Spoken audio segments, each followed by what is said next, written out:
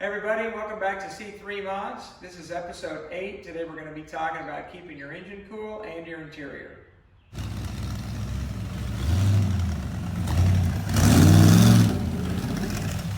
So after I got the car done and we got it out on the road, the temperatures were running around 210, 215. I know these LSs run hot. Generally, I had a C5 and a C6. It ran 215, 220 all day long, and I never bat an eye. But that's what they were designed to do, so I never questioned it. Obviously, I don't want my car to run any hotter than it has to. So the front runner kit came with instructions that I put a 187-degree thermostat in it, which is what I did. The General Motors programming for the computer turned the fans on at 207 degrees. So I took it to the chassis shop, PBJ, down in South County, Missouri. He went ahead and reset the fans to come on at a duty cycle. They come on at 25% at 180, 50% at 185, and 100% at 190. So with a 180-degree thermostat, that's fine. It was running a little hot, a little hotter than I had anticipated. But when I got the new fuel tank in there with the bigger pump, and it fattened up the fuel delivery curve, that actually brought down a lot of the temperatures as well. So just because I want a little peace of mind, I went ahead and put an oil cooler on it. There are 10 AN lines, opens and closes at 180 degrees engine oil temperature. And I also put a power steering pump cooler on it. I know some of the early C4s had a lot of underhood engine temperature problems.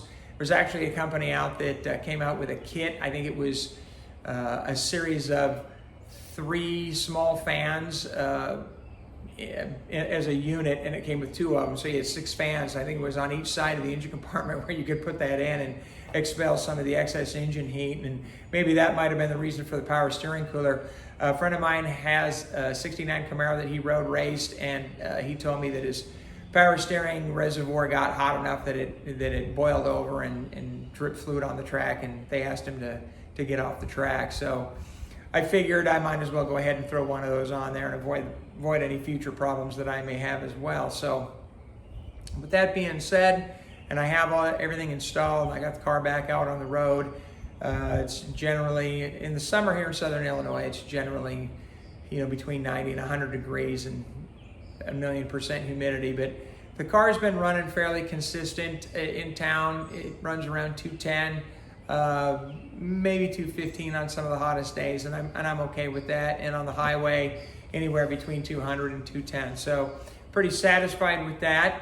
We're in the process of getting the air conditioning going. I've had some issues with that. I can't get voltage out of the compressor relay out to the clutch to engage the clutch. So I tried charging the system, but with the clutch not engaging, it won't create a suction.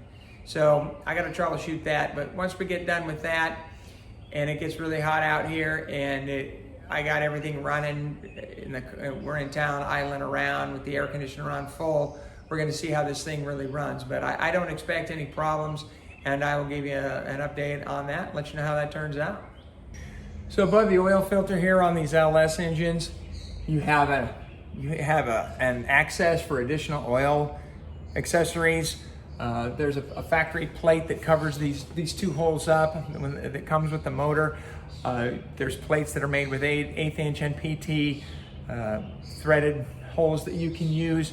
This is an improved racing brand oil cooler. This block has a 180-degree thermostat that opens and closes with the temperature of the oil. And while it's in the closed position, it will still allow 10% flow through the cooler, even when the engine's cold, so that when it finally does open, that you don't have air pockets or a shock to the oil system, especially if it's wintertime out. So here it is installed, clearly labeled with your flow out, your flow in. This is your port for your fitting if you want to have a temperature sender unit, something else there.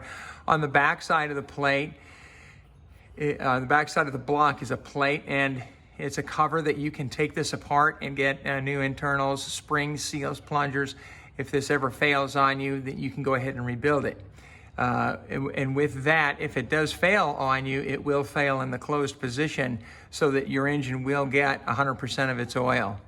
It came with the fittings and the hose, which worked out nicely, especially since I put the cooler in the front fender well.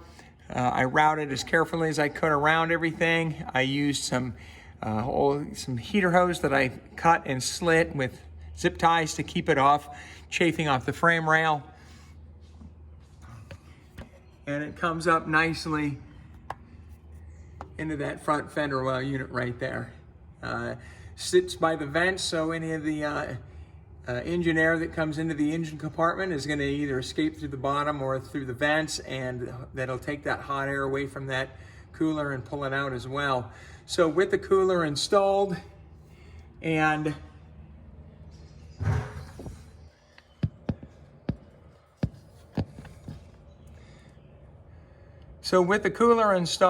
the new aluminum DeWitt's radiator, I haven't had any problems with cooling. We're gonna find out how it runs in the hot Illinois weather once I get the air conditioning sorted out and I get that working.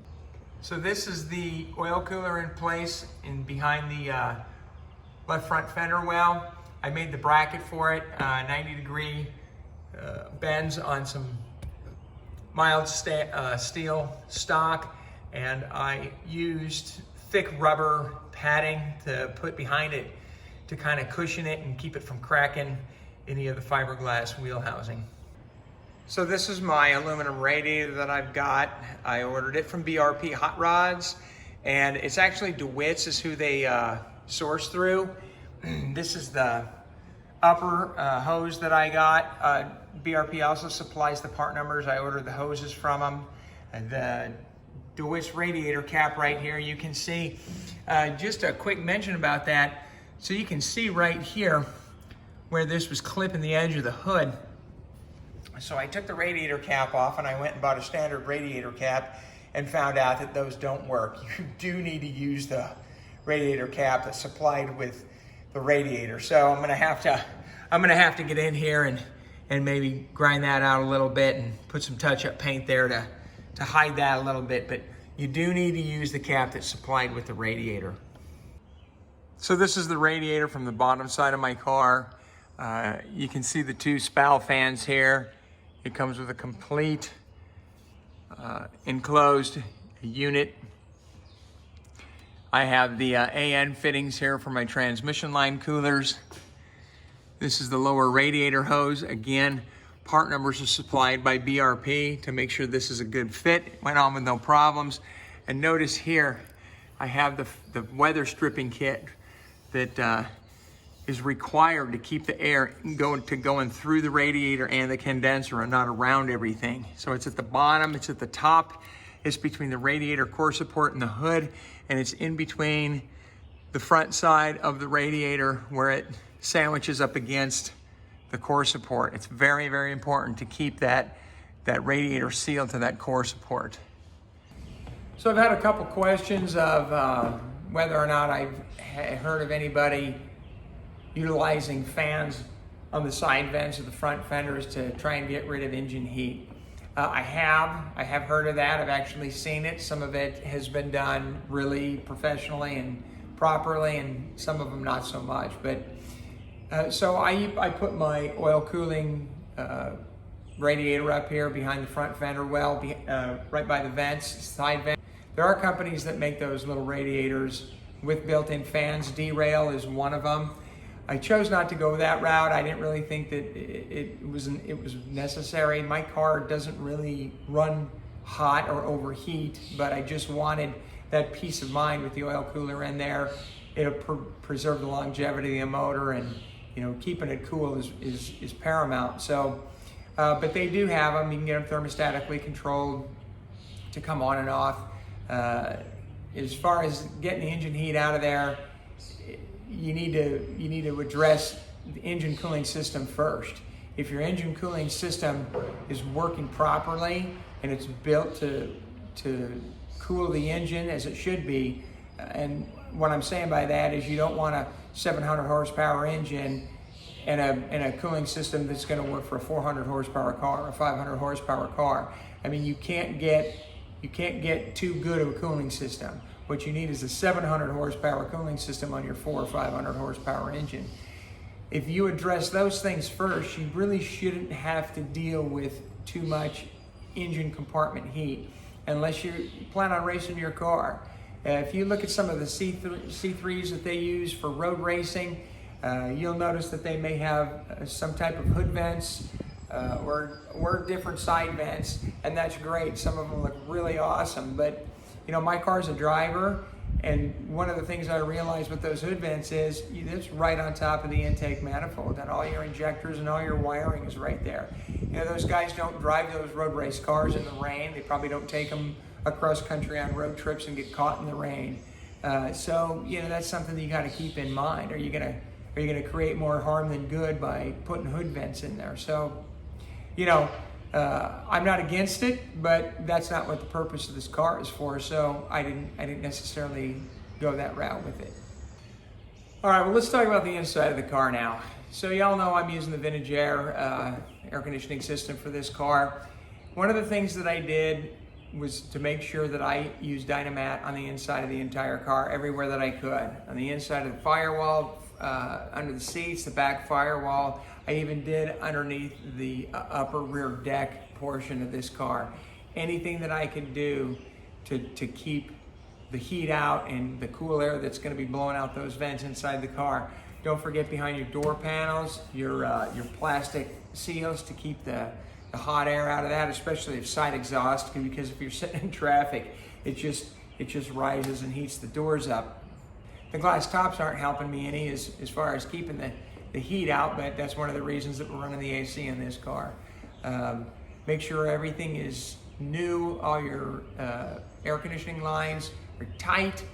Make sure you use the proper oil on your O-rings when you put everything together, and use your vacuum pump. Before you charge your system, use your vacuum pump. Make sure you draw down a vacuum and that everything's sealed, so that when you charge this, you're not going to have a loss of coolant anywhere and have your air conditioning system run substandard. So whether you decide to use the Vintage Air system or you decide to run a stock air conditioning system or any other type of system on your car, make sure that you're following the specifications properly. The Vintage Air systems run a very, very low side pressure compared to normal OEM cars. I think it's 6 to 10 or 6 to 12. The OEM air conditioning systems run a little higher, so make sure that you read the paperwork that comes with that as well. In addition, good tools are a must. I have a digital thermometer to check the air temperature coming out of the center vents to make sure that it's within specifications. I'm using a digital scale to make sure that I'm using the proper amount of Freon. You have to realize that just because your air conditioning system isn't functioning properly isn't a reason to just go and start pumping Freon into it. There's a reason that those ounces are calculated and figured out properly, and it's not gonna run properly with less, and it's not gonna run properly with more. As a matter of fact, you probably damage the system. So the Vintage Air system requires 28 ounces. If you use individual cans like I'm doing, it's 12 ounces a can. That's not a big deal. 2 cans is 24. You use a digital scale and measure your can when it's full, and then go ahead and suck down 4 ounces out of that to get your 28, and that should do it for you. Hey, I want to thank everybody for tuning in. That's going to do it for today. Thanks. See you next time.